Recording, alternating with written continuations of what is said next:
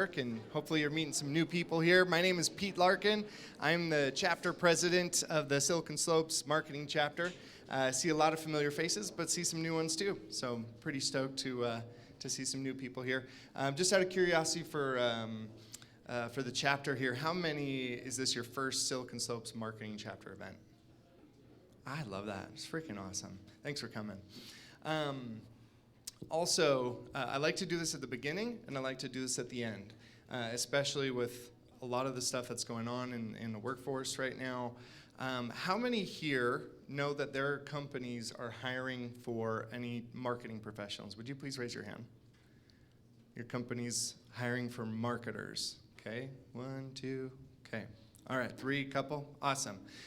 Who here, if you are looking to make a pivot, maybe you're, were affected by some of the recent layoffs, or you're just, looking for a shift, whatever. If you're looking for something new and you're willing to raise your hand, maybe you're like sitting next to your boss and you're like, I'm not going to raise my hand here. But afterwards, I'm going to ask the same question, and then hopefully we can help people connect who are those who are hiring and those who are looking for work. I know a lot of places, a lot of events will have those name tags of like, here, I'm just here to connect, or I'm looking for a new job, whatever. But that's one of our goals, is to help people find new opportunities. These events would not be possible, especially with how cool they are, bringing in food to provide for our guests here, without our sponsors. So I specifically wanted to thank Cooper and his team over at Story. I've just recently become aware of Story, so I've been pretty stoked to learn more about them and their story. We're going to invite them up to talk a little bit about themselves, and then we'll kick this thing off. So please, head on up. Give them a round. Thanks for the pizza. Yeah. Thank you. Well, hi, everybody. So my name's Connor. I'm one of the founders of Story. And hey, Cooper's close, though, CO. I told him before I was going to forget it, so you had warning. No, you're forgiven. But yeah, we're so excited to be partnered with Silicon Slopes. We love what the Silicon Slopes represents and what they do for the community here. You might have seen some of their social media content that we've been helping with on Instagram with some of their reels and TikTok videos. But what Story is it's a content team in your pocket. How many of you have heard about ChatGPT? I think pretty sure every marketing guru is talking about ChatGPT right now. So it's all at the top of our minds. It's interesting because we live in this world while simultaneously there's all of these new AI tools and capabilities that are really useful for us as marketers. And at the same time, there's also this surge in UGC, user-generated content, this kind of raw, authentic kind of feel.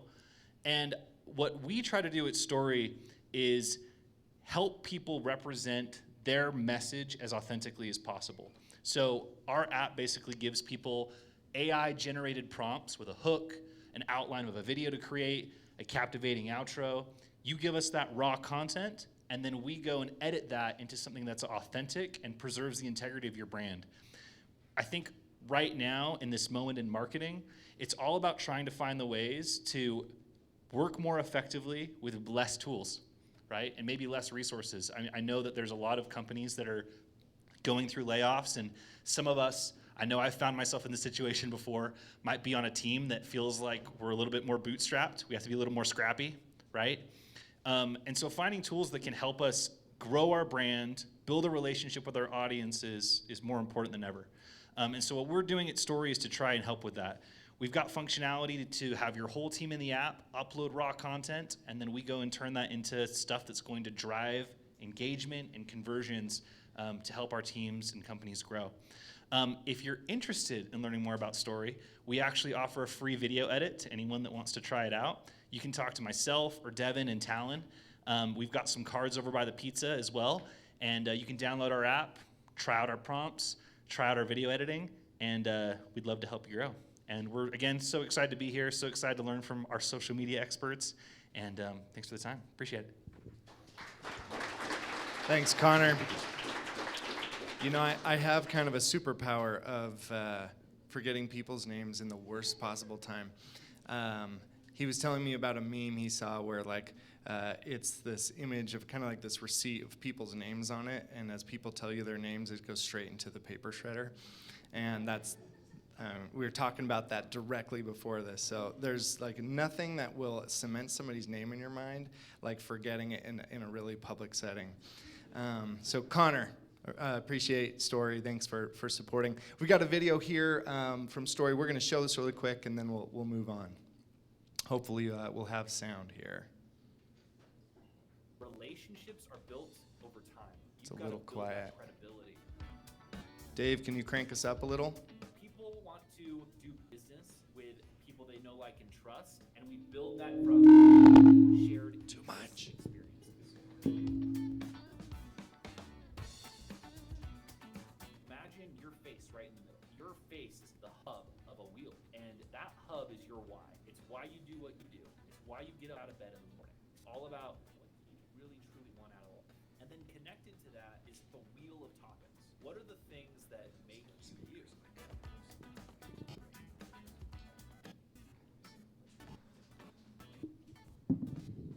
People can do really cool things when you believe in them. We shouldn't be the negative voices for other people. We should always believe that people can be better than they are. If you can learn from the people in front of you, We're going to people try this one behind more you, time and that's give it what it's about. the attention it deserves.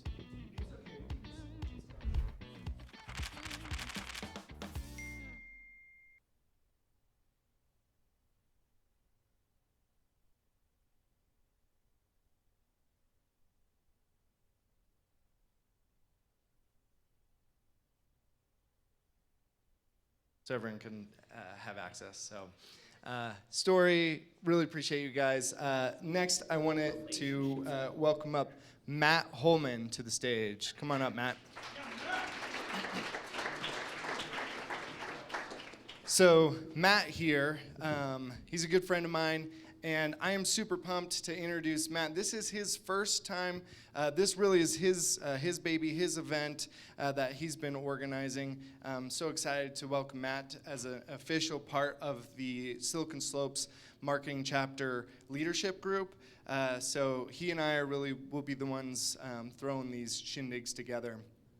If you don't know Matt, I know a lot of you do, but if you haven't met Matt, he's one of the type of guys that literally will give you the shirt off of his back. The kind of person who do anything and everything he can to try and help and serve people, even when it literally has no benefit to himself. So a little bit about his background. He's currently the co-founder and head of growth at QPilot. You've been doing that. It's kind of your own thing. You've been doing that for what, like a year? Two and a half years. He's also the operations co-chair at Subscription Trade Association, or SUBTA.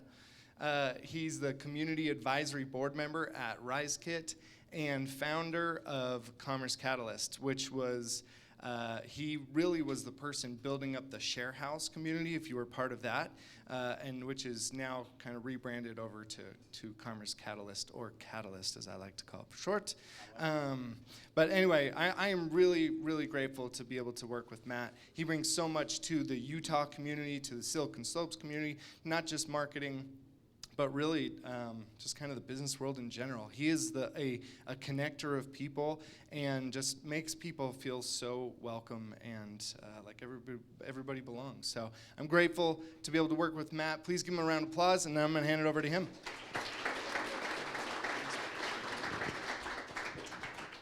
Thank you, Pete. And I want to say you got all those names right, man. So I'm really excited for this.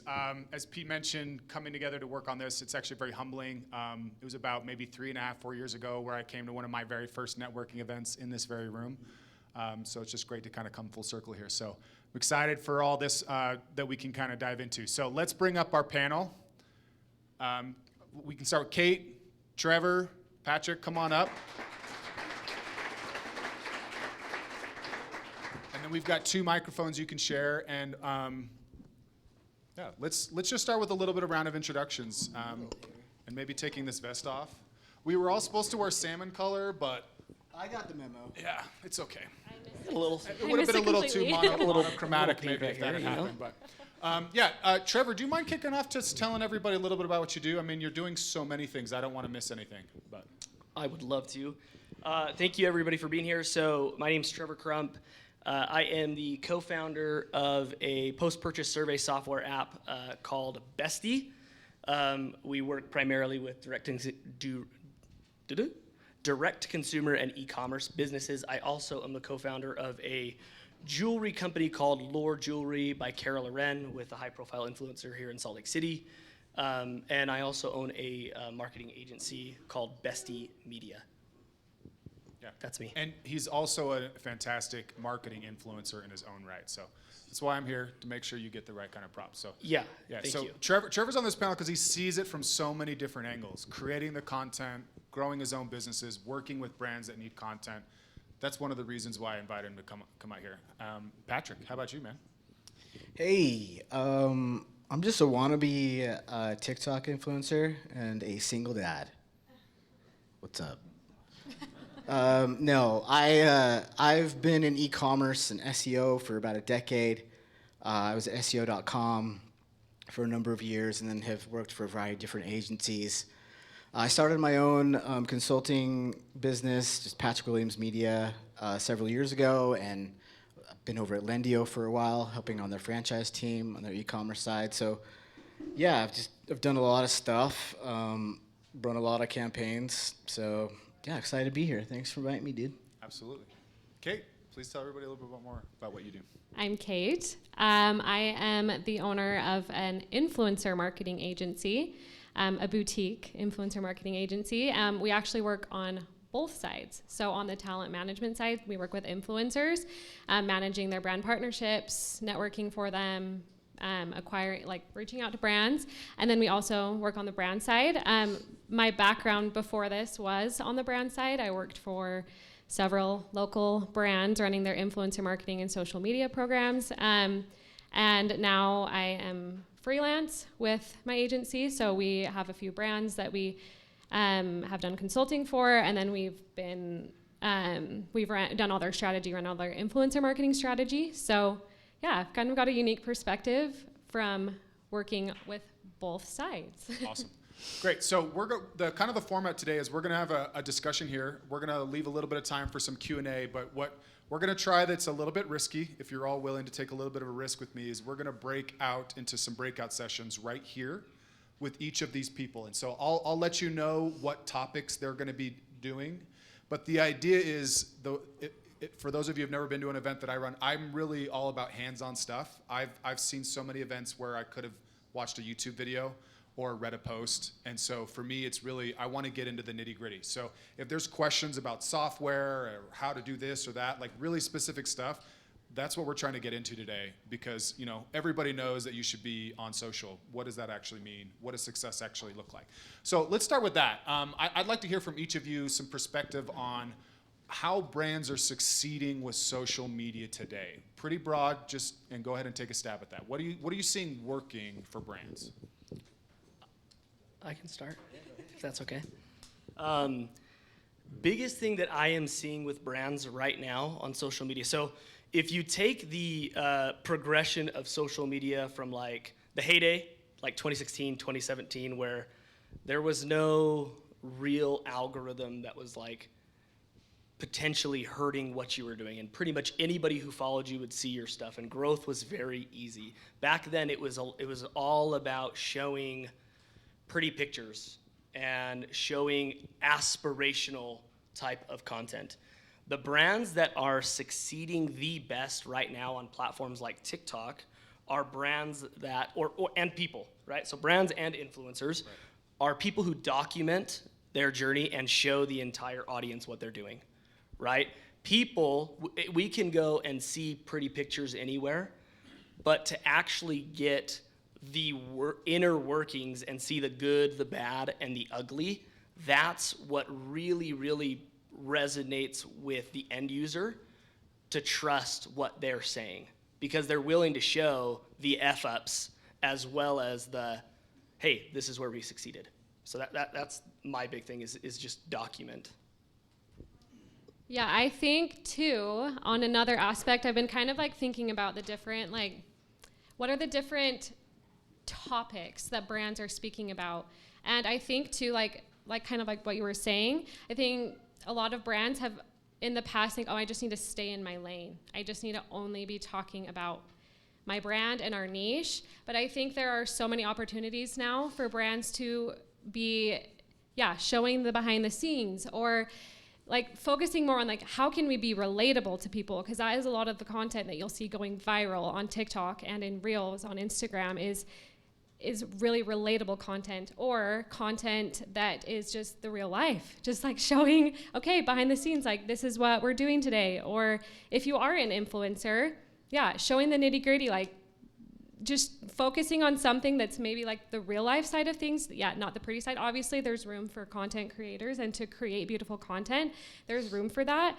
But I think TikTok really gives a great platform for people to, yeah, to show like, yeah, I can show the pretty stuff, but I can also be relatable and show the real life too. So, yeah. So who would have thought that being vulnerable on social media means you can be successful? Like, is that what I'm hearing? Like, interesting. Yes. I need to change up my whole personality. Okay, Patrick. Yeah. How many of you? I'm going to take a stab at this a little bit differently, get some audience interaction. How many of you are social media managers for your organization right now? A few hands here. How many channels are you currently managing?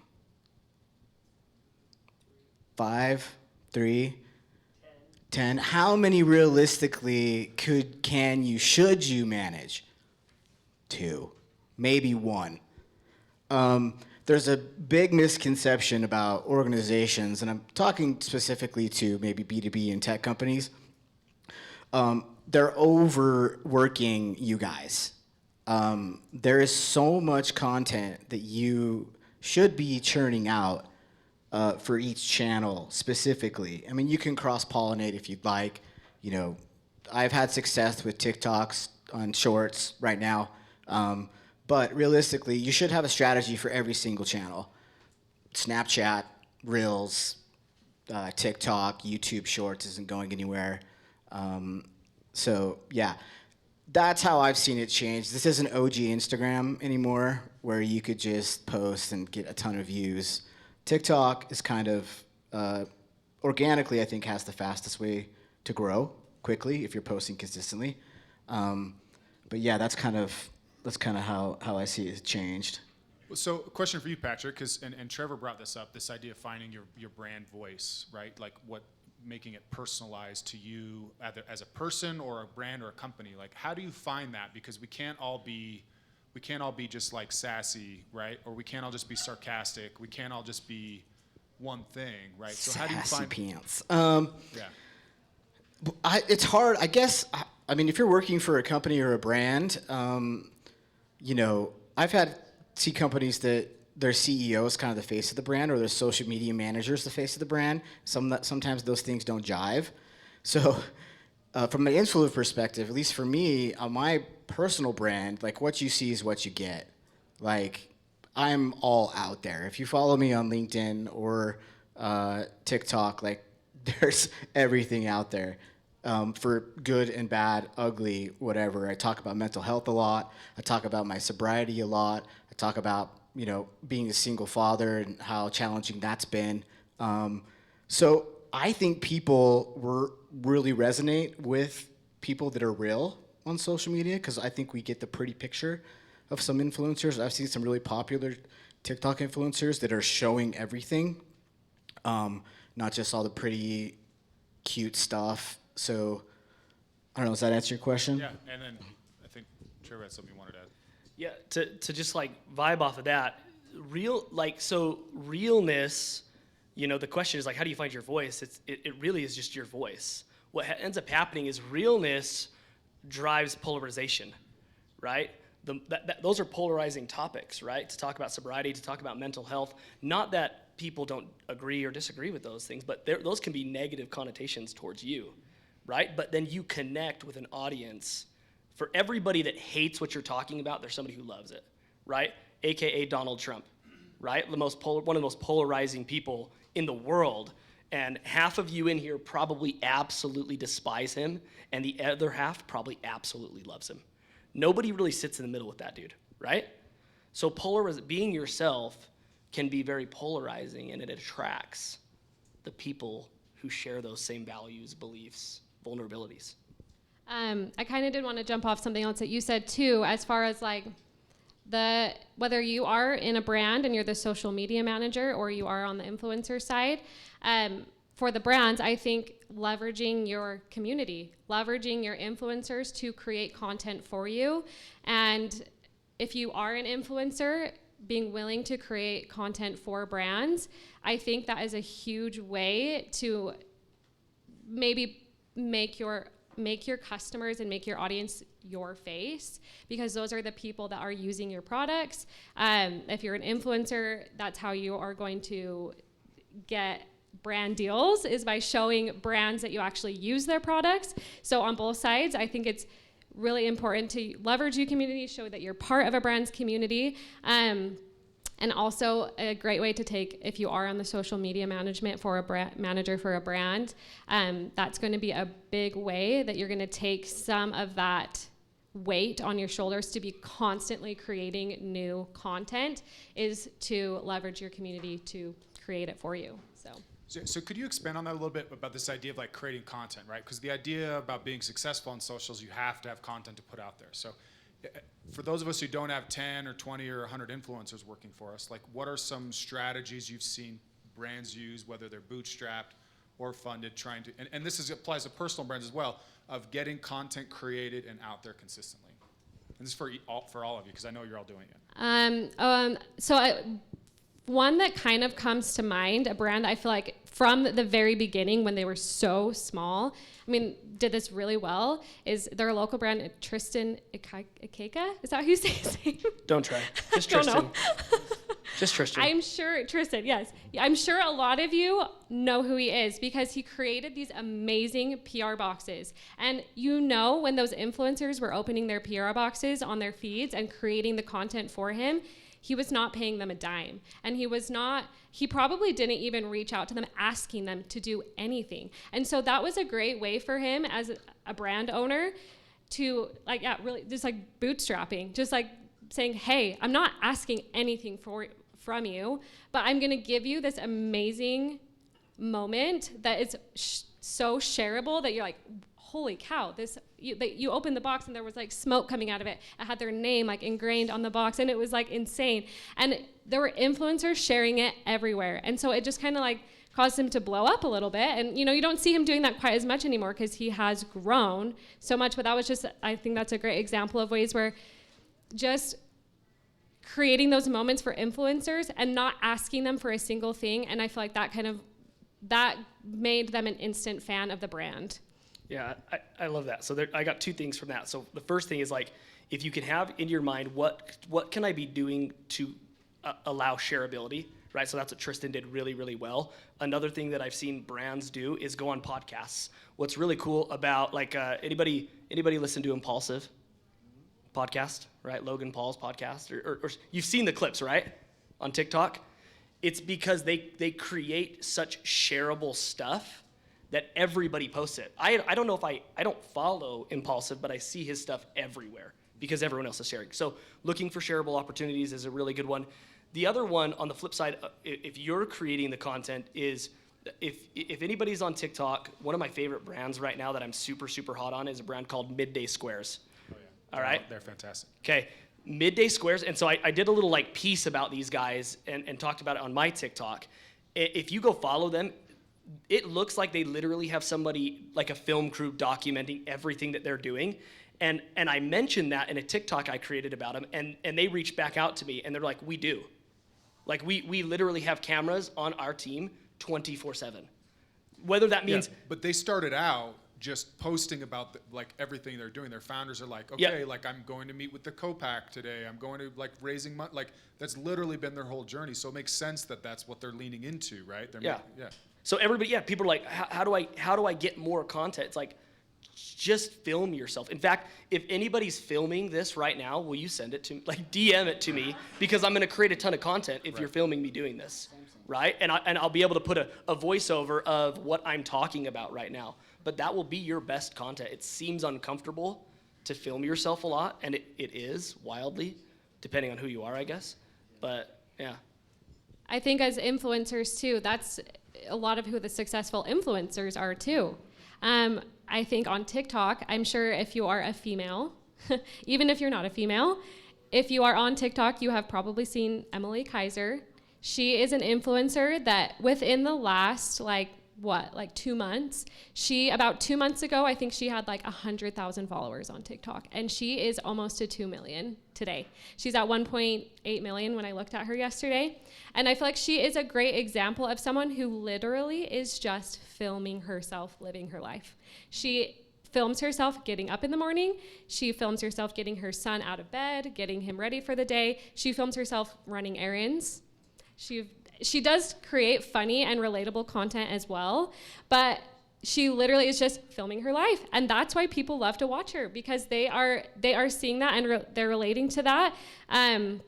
It's just crazy. And I think that's such great advice, is to just film, just start creating.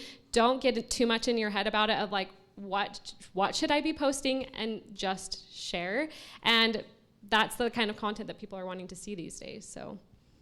Yeah, there's really no strategy to this. I wish there was like a magic wand that we could wave and dupe the algorithm into showing your content, right? But you just gotta start. That's it. Like, just start filming. Everybody has an iPhone or an Android in here. You just start filming stuff. And don't delete your stuff. Like, even if it bombs, because it will, a lot, mostly, all the time. So you've got to be consistent, and being vulnerable, it's hard. Like, it's really hard sharing your life with people. It's really hard being honest about how you feel. Like, saying you like Donald Trump, that could get you hit, like, anywhere. So, you know, but you got to be true to your brand. Again, if you're working with the brand, you've got to understand what influencers you can. That's a great point. Trying to find influencers that can be sort of the face of your brand, right? You can work with them. You can pay them, you know, hire 10 influencers, test some content, pick the best 5, pay them monthly, 6 months, see what happens. That's a strategy I'd use if you want to get influencers on your team. Well, I think too, as somebody who works on the SaaS side of things, like, you know, being super vulnerable around subscriptions, like, does anybody think I can blow up a TikTok just doing funny stuff with subscriptions? Like, maybe, right? But the idea is, like, sometimes it's difficult to find what that voice is, especially if you're working at a larger organization. If you have a boss and your boss is a boss and that boss is the CEO, how are you supposed to march up a plan where it's like, okay, our TikTok strategy now is going to be XYZ, right? Like, I think there's a nuance to being able to convince other people, especially within your organization, why this type of strategy could work. But I hope hearing from them gives you some ideas on that. And if there's anything any of you want to add to that, what I just said, please do. I think I have one thing to add, just based off of that. I think on all sides, whether it's social media, whether you're looking for influencers, you really do need to think about, okay, who am I trying to reach? Who is my content for? And that will kind of help you know what type of content you need to create. I think based on kind of jumping off what we've already been saying, there are like 3 types of content that you're gonna see going viral, whether you're a brand, whether you're an influencer. And it's content that's relatable, like we've already been saying.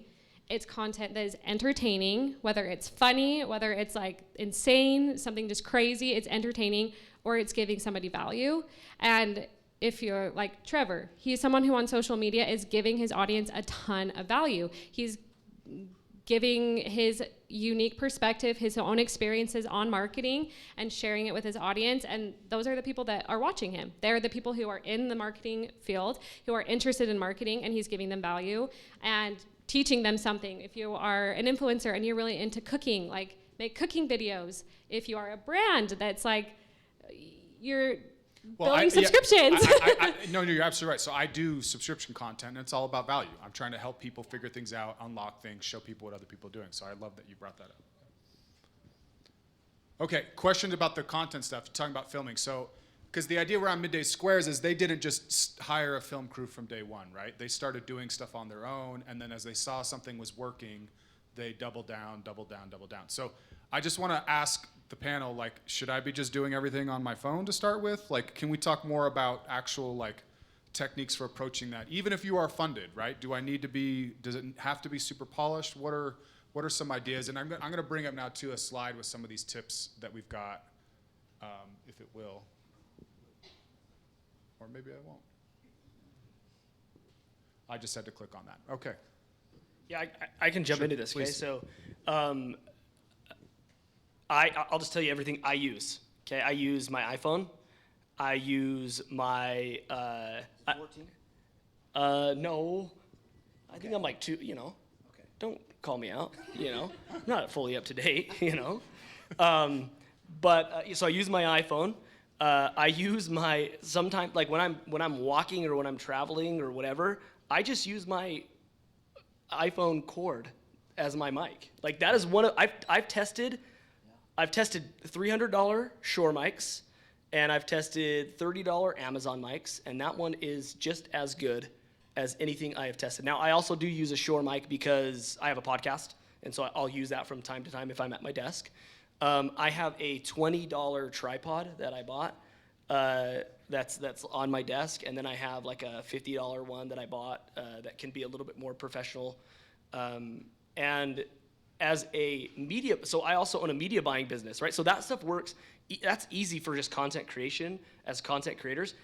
As a company, a guy who owns a media buying agency, the creative that does the best is that content, right? So it's not the $10,000 shoots sometimes that are working. Now, there are these production companies here, like, you know, you've got the Chambers Media and the Creatively, and that stuff will work very, very well in certain situations. But for that shorter form content, video stuff like with your phone that doesn't look great quality is what is giving the best cost per clicks and link click-through rates that I'm recognizing as well. I meant to ask you about the holding the mic thing, because there's a couple guys, like 2 guys I love on TikTok are 2 brothers who they do drafts for everything. I don't know if you've seen this. And they're both doing that the whole time. They're just talking to that. And it seems like kind of cumbersome, but it also makes them super relatable. And those guys are hilarious. But anyway. I think there was several years ago, if you guys remember Purple, they blew up YouTube and their brand. They hired Harmon Brothers to produce some really cool, funny videos for them. They spent a lot of money, but that paid off for them. That's OG social media. That's what I'm calling that. That type of stuff you could probably do now they probably paid $1 million for that, and they're probably still paying Harmon Brothers royalties for that right now. So I missed the boat on that. But you've got to just start creating content. Like, honestly, you just got to go through it. You boost your likelihood of engagement by cross-posting your TikTok content to YouTube Shorts. I've noticed that sometimes the algorithm, when you're in platform, like if you're in the platform creating it, like in TikTok or in Shorts, and you're not uploading it cross-pollinating, it doesn't do as well. I don't know if that's an exact science because of algorithm, but I think in my mind, the algorithm rewards you. They want this, these apps are designed to keep you on the app. TikTok's so good because you're just, mundanely watching TV. You're not even watching TV anymore. You're just watching TV while you're scrolling TikTok. So there's a way to do really long form content. That 3-minute stuff still does well. You can share a lot about your life there, but yeah. Are you just using an iPhone at home too? Yeah, so I just use an iPhone. It's not a 14 either. I'm just jerking your chain. I've got a tripod. Bought it off an Instagram ad. And I got a ring light on Amazon. And then I have a Shure mic if I'm doing podcasting.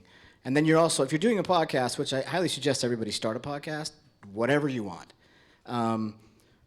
Film it. so you have content to post and talk about and relate to. A lot of the really good podcasters are posting there's content on TikTok, splicing it up. So Yeah, and a lot of times if you are doing that, like that, maybe a note that you mentioned in your podcast, that's going to be used as a TikTok sound, or yeah, it can be. So yeah, I mean, I think, yeah, obviously when you're just small and you're just starting out, that's where it can get kind of overwhelming, is like, I don't have any of the equipment. But yes, I think it's just, obviously, like everyone has been saying, if you have the budget for it, if you have the resources for it to hire somebody to create content for you, obviously go for it. There's no reason not to. But for a lot of brands, when like your budget is probably really limited or you're just starting out, yeah, just creating content, like everyone has been saying. I think it's all about getting the content out there. And if you're thinking twice, like second guessing yourself every second, then you're never going to post anything. And yeah, I mean, you're never going to get anywhere. Getting it out there and learning quickly, right? Like what types of things start to resonate with your audience? And I feel like everyone has been saying, yeah, you don't need to spend a lot of money. Yeah, like get a ring light, get a tripod. You'll get something maybe where you can mount your phone onto different, they have these, I have a magnetic one that sticks to magnetic, or silicone things that will suction onto things. Get a tripod for your car, film content in your car. You could spend less than $100 to get equipment, and start with what you have. For sure. One thing I want to just kind of end with, at least my thoughts, is high quality. The term high quality from 2016 to 2020, 2021 meant the format was high quality. High quality in today's age, 2023, is the value. So remember that. It's the value. It's what you're going to bring. And value, like Kate said, can come in inspiration, it can come in education, and it can come in entertainment. That's awesome. Okay, I want to segue to Q&A right here. Again, we are going to do some breakout sessions, so if you do have some specific questions, you will have other opportunity to talk to each of them individually. But for now, for the benefit of everybody here, let's do some questions. And social's really big, so we've barely scratched the surface here. Pete, do you have a question? How do I dress like you? My wife would love me. Oh, I'm supposed to say Gucci. Gucci. We're so Gucci today. So I'm gonna move this around for questions. Yes, absolutely.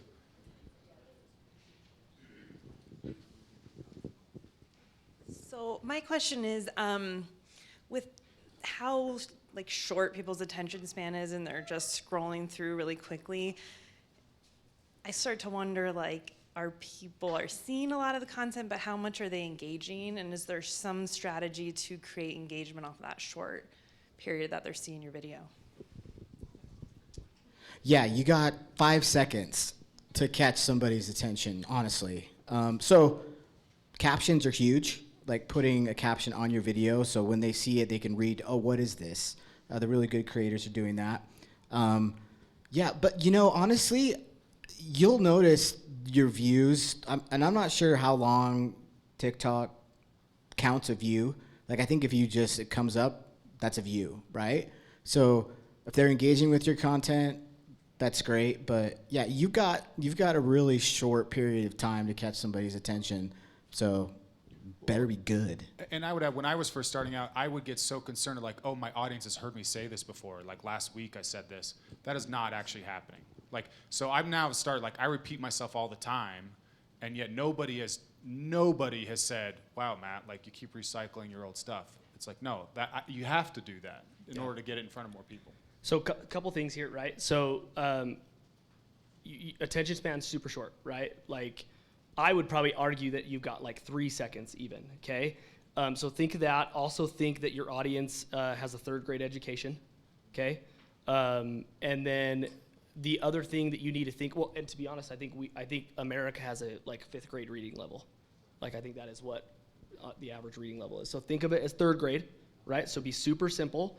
And then the other thing that you can do, or the other thing that you need to remember is you might have a 60-second video that is so funny or so valuable, but if you don't spend 80% of your time on creating that piece of content on the first 3 seconds, then you're gonna lose. Like, it could be the best content in the world, but you're a sucky content creator if you can't get somebody to stop.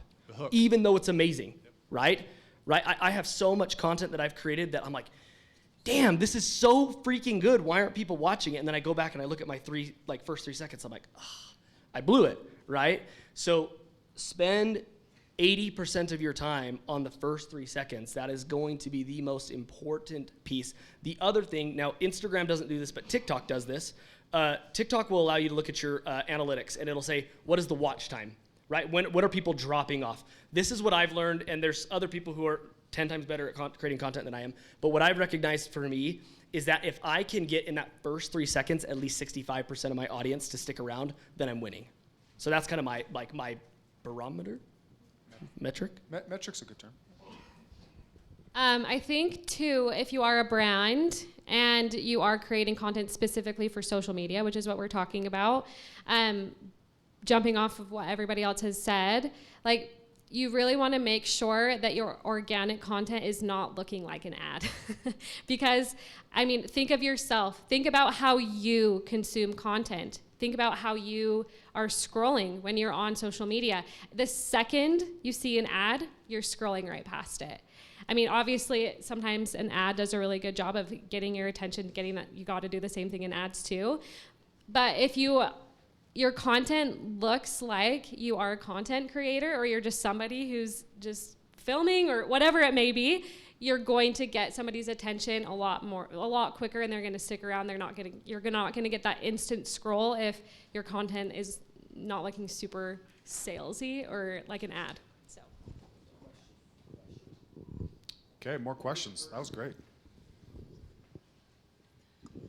Hi, thanks for being here.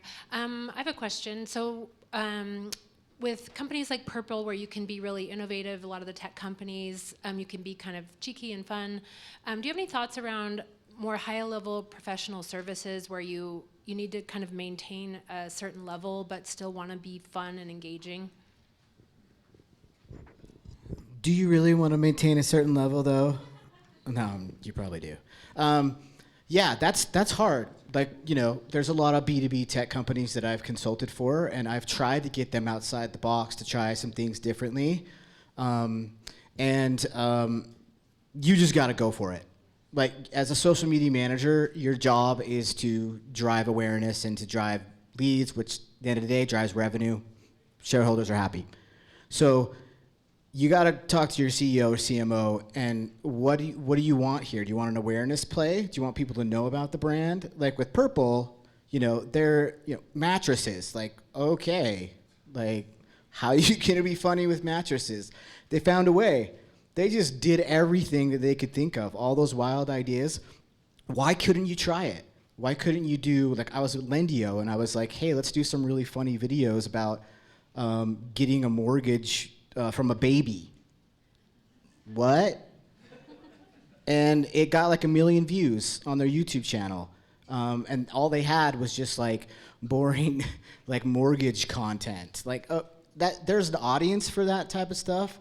But again, you just gotta take some risks. You gotta try some stuff. Well, I would say too, it's like there's a difference between being like really rude or unruly and still being interesting. Like for me, I follow a criminal defense lawyer on TikTok because he just makes really interesting videos around like how you should talk to the police or not. Sometimes it's a little funny, but he is really engaging. Yeah, and then the other thing too is with TikTok, you're already getting trends. There's already people doing funny things like the recent one with the rowboat, right? Like, so you're not necessarily looking like you're an unprofessional brand by hopping on some of these trends. You can lean into some of that and still be funny. I got a follow-up question with your question. Is it for like a software professional services company, or is it for your business as a servicer? CPA and advising firm. Okay, cool. So what I would do if you can't, like, if it's not your company, and so you don't have the autonomy to necessarily showcase the type of personality that you would like, and it's going to be a challenge to convince the right people to get that go ahead. What I would go do is I would start searching. So TikTok has become a really good search engine, right? Go into TikTok and start searching topics around CPA, accounting, all that kind of stuff.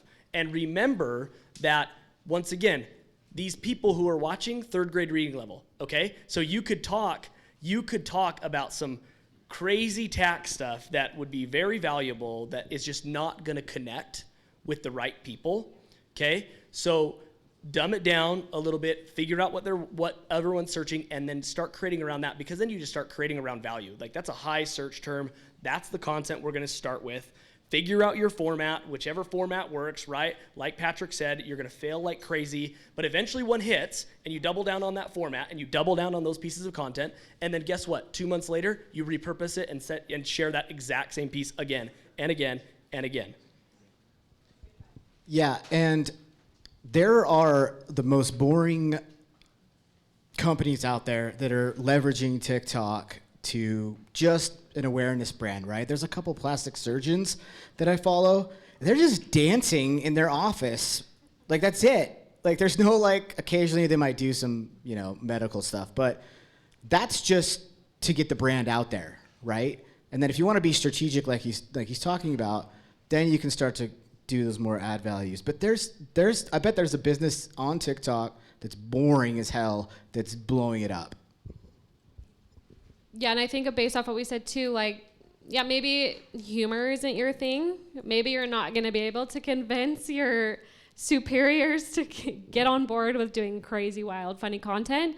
So if you need to go take it from a different angle, like if you want to take it from the value angle, like Trevor said, okay, think about what's relatable. What do people are like, I'm an adult and I don't know this information about taxes or accounting, and like, take that information and really, really dumb it down, and then use that as to give your audience value. Like, okay, these are 3 things you wish you knew about tax season. And I don't know, just taking it to the very, very basics, thinking about, okay, what was something I wish I would have known about this, and what is something that's super relatable that a lot of people probably don't know about this, because, that kind of content's going to get traction too. Yeah, that's a great idea.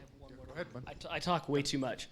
So one more thing you can do. So I had somebody on my podcast. If any you Utah people, you've probably seen him. He's a good LinkedIn influencer. His name's Levi Lindsay. So Levi was on my podcast last week, and he brought up something that was so killer for me. So he used the term juxtaposition. Have you guys heard that, right? What that means, right? So you can take something that someone else is doing, but try to deliver it in a different way. That's the other way you can do it, right? So what he did, he was working for a company called Neighbor.com, right? And what he decided to do was he's like, listen, we wanted to talk about storage and space, but like, there's other people who are doing that kind of stuff. Like, how do we do it? And so what he did is they hired somebody to get them prosthetic makeup to look like an alien. And that's how we went out and interviewed people. So it's like he took something. Okay, there's definitely people using prosthetic makeup on TikTok, and there are definitely people talking about storages and businesses and how to grow and how to save money and blah, blah, blah, blah, blah. Let's add them together, right? And there's that juxtaposition. Yeah, so that's another way to think. They blew up with that. London Lazarson. Yeah, London's great. Yeah. He's doing something with Disney. Otherwise, he'd be here right now. I swear. Okay. Anybody else? Let's do a. So say you're just starting a channel, just growing it, and you need to post frequently. How do you leverage so you have your organic posting? How do you leverage paid? Like how often are you mixing that in, and what's your advice there? For e-commerce brands, I would use that 80-20 rule. Again, the UGC content, it looks so real now. There's some sponsored ads that I see on TikTok that I don't even know they're sponsored until I look at the bottom and it says sponsored, and I'll like it, and then I'll unlike it. I'm like, oh, I don't want to get that click. Stupid ad. But no, yeah, I don't know if there's a really healthy rule around whatever your budget is. Obviously, you need to couple the SEO with the organic with the paid, right? I would lean into whatever channel is performing the best for you, and that's where I would spend the majority of my paid media. So one thing that we do really well, that we're seeing, like the brands that are having the most success organically and in the paid realm, is what they'll do is they will push their content out, and you as a brand will understand like organically what good views are, what good engagement is, right, for your business. Every business it's different. So understand what your baseline is, and then when you start to get a piece of content that goes above your baseline, that's your next ad. So that's how you operate, right? And that's how what Kate said was make your organic content not look like it's an ad. Make your ads not look like ads. Make your ads look like native content. The best way to do that is to actually take a native piece of content and turn it into an ad. Like that is the ad strategy right now that's crushing it for a lot, especially in the D2C world. And like how far apart, like say you have post an organic post, it blows up, how far do you wait to boost that and pay? ASAP. Doesn't matter. I mean, the moment you understand that that's working, get it in there as soon as you can. And then you'll figure out as a brand, like when it starts to die out, right? Like you know, because ads, you know, like I remember back in 2016, like when I would run ads, like I could have an ad up for like months and never touch it. You know, now the longevity of an ad dies a lot quicker, especially on a platform like TikTok. Sorry, I was just gonna say based off that too, if you are just starting out in any of the different channels in marketing, it's all gonna be about testing and finding the content that is gonna perform well for you. And so yeah, focusing on content that's already performing well, or testing different types of content and gathering data. And then that kind of can give you some more info on what you're going to capitalize on and what your strategy is going to be, because every business is going to be different on what your ad content looks like and what is going to perform. So Real quick too, just give you some numbers around organic and paid. I didn't pay for a single ad on LinkedIn last year. I had my LinkedIn account banned a couple years ago. I had like 50,000 connections at that point. I had to start from scratch. So I started last year, and I had 5 million impressions last year, organic impressions. And I did the math. It would have cost me $15,000 to get all those impressions on LinkedIn. So organically, like he was saying, figure out what's really performing really well for you organically, and then just lean into that content and start spending money. Awesome. Okay, we are going to segue here real quickly. Are there people in the conference room in there? Pete? There are. Okay. All right. That's fine. Okay. So a couple things really want to wrap up. I just love that we've been talking about content related to this, and we've had an amazing sponsor story. I just want to mention them again for providing lunch, and thank you, because that's a lot of what they do in their wheelhouse. And a couple things too. In case you do not get an opportunity to talk or get your question answered with any of these three, they are all amazing, and they're all open and willing to talk to everybody here. So if you need an email or anything like that, just let me or Pete know. We'll connect you. Otherwise, you can connect them on social, right, as well. Yeah, you can hire us. Yeah, exactly. So these are going to be the breakout groups. So this is kind of how I've been envisioning it. So we're going to have Kate is going to come down here by the ping pong table, if anybody wants to go down there, and she's going to be talking about people who are looking for help with influencers. Either you are an influencer that wants to learn how to better work with a brand, because I feel like that there's going to be a great disconnect there, understanding what value the brand needs, or you're a brand looking to work for looking how to better work with influencers, right? So either side of that question, and who knows, maybe you're a brand and an influencer, you might meet somebody here today, right? So that'll be right over here. Right here, right in front, we're gonna have Patrick, because you have slides, right? I do. Patrick is, I would call, in addition to being an OG marketer, is a personal brand, just amazing at personal brand and what you've done. So he's gonna be talking about success on TikTok, about branding, your personal brand, how to find that fun voice, all right here. And then over here, over in the couch area, and I'm sorry if you had a comfy spot and you want to go over to the ping pong table, but we're going to have Trevor. And Trevor, again, his expertise area is in running an agency, in working with brands. So if you're a business trying to figure out how to do social better, like that idea of how a CPA firm could start creating content, what they would talk about, I would suggest you go meet up with Trevor right over there. And go.